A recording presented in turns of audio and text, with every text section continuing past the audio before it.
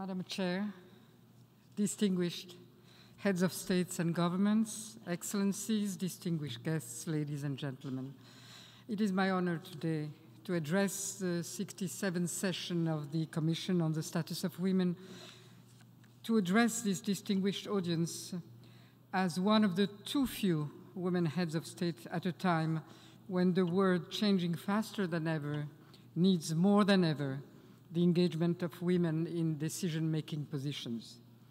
It is my honor to address this assembly in the name of a small and proud nation, Georgia, where over centuries, women have taken more than their share in the struggle for independence, freedom, and development, and in forging the identity and culture of their nation. It is my duty to make sure that this century of technology and innovation will not result in adverse effects and will only strengthen the opportunities for women and girls in my country. What I want for my country, I wish for women in the world. Technology is a new frontier for women. Gathered here today, we are hailing this new world and the fantastic opportunities that are emerging together with new technologies and innovation. Artificial intelligence is revolutionizing the world, making things possible that would only have been dreamt of. Innovation is flourishing in every field, be it economy, medicine, education, or even art. Innovations emerge every minute that should indeed make life easier for all, and especially women. Distance working, distance learning, distance medicine erases borders, reduces time and distance. Through more and more connectivity, the internet could erase also differences and disparities. Sharing similar information should create more common understanding between different cultures, races, and of course between genders. It should allow for the emergence of interest-based communities, thus reducing discrimination and increasing solidarity. Or so it should be. But new technologies create new barriers. New technologies are at times becoming, instead of a facilitator to inclusion, a new barrier, one that is even more difficult to overcome for women. They require a higher level of specialized education, in STEM in particular, which is not always at hand and reachable for women and girls around the world. Even access to the internet is unequal. Such artificial limits determine the future, preventing women to have their fair share in the leading fields of tomorrow.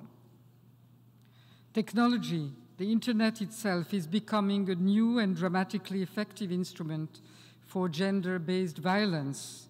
Technology is itself creating new forms of violence against women. Hate speech, trolling are directly exerting new and widespread violence against women politicians, but not only. This gender-based violence targets them and their children and hence hinders their activities. Hiding behind anonymity and irresponsibility, this new form of violence has a devastating effects on new generations of women and girls, preventing them from entering or staying in the world of politics. The Georgian experience is that gender equality represents for us one of the fundamental pillars of democratic stability and inclusive economic growth. And that was well understood and vividly portrayed in Georgia already at the beginning of the 20th century, as one of the few countries in Europe having already at that time women voters and elected women representatives. Proud of our history, we are also proud of our achievements and new commitments and the significant steps that are made in terms of fulfillment of the provisions of the Istanbul Convention and of the obligations taken at the Generation Equality Forum in 2021 in Paris by joining the coalitions on gender-based violence and on empowerment of women through technologies.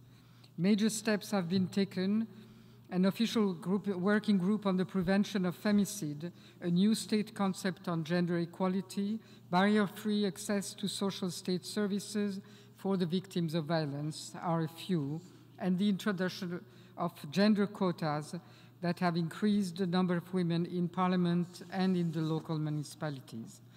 However, despite this tangible progress, Georgia still faces some significant challenges.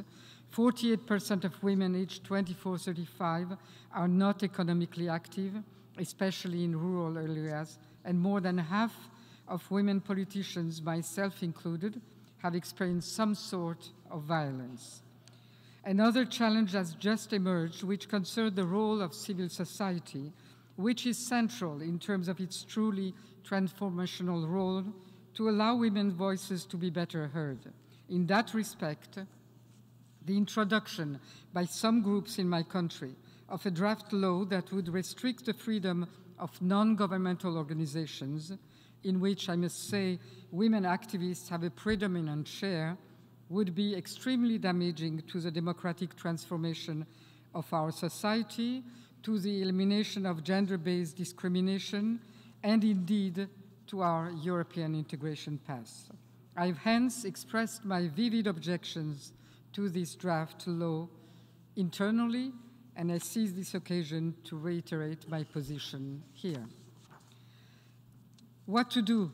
While we are discussing the opportunities that should be emerging, we have to face the dire reality that to this day, women are largely excluded from economic activities, political and economic decision-making, and scientific communities. Women do still live, or should I say, live more and more, in an environment that is not free from violence and are unable to enjoy their basic rights. Globally, only 22% of the world's political leaders are women, but 70% of all people living in poverty are women and girls. 1 in 3 women says that they have faced gender-based violence in their lifetime. Hence, protecting the rights of women and girls in digital spaces and addressing ICT-facilitated gender-based violence is of the utmost importance.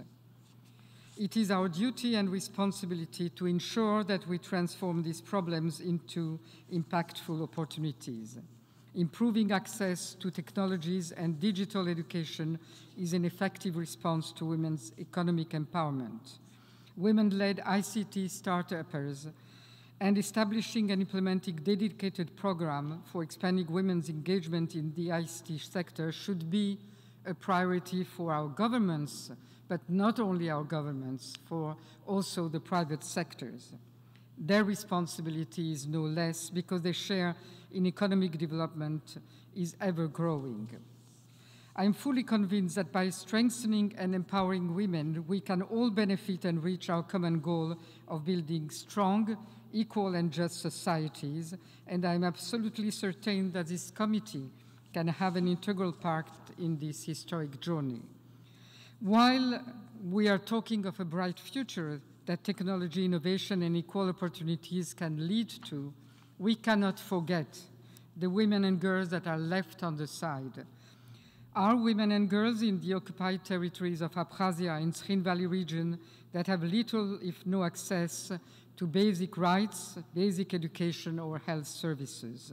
We cannot forget the Iranian girls that are poisoned in their schools. We cannot forget the Afghan girls deprived of schooling.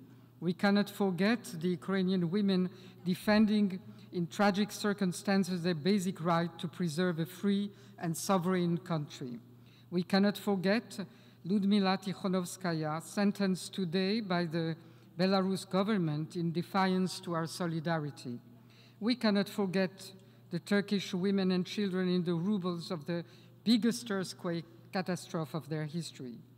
And while remembering them all, I can rejoice at least in the fact that the new technologies have already had one effect, that their plight is no longer one to be suffered alone, and in silence, we hear you and see you, even if we cannot always help as much as we should. Thank you.